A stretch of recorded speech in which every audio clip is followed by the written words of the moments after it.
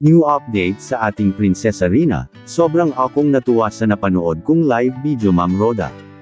Dahil balik sigla na po ang ating Prinsesa Rina, at habang nagkukwento ito sa Mama Roda niya ay talagang nakakatuwa ito.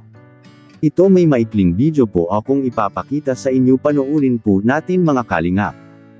Dito makikita natin na balik sigla na ang ating prinsesa, dangan nga lang ay may ubo pa ito.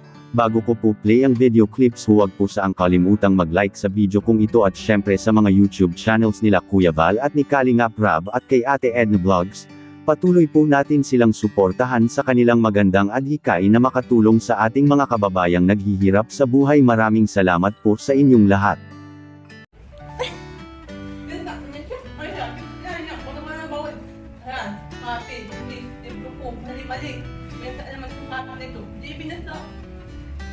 Ba't nagmumura ka?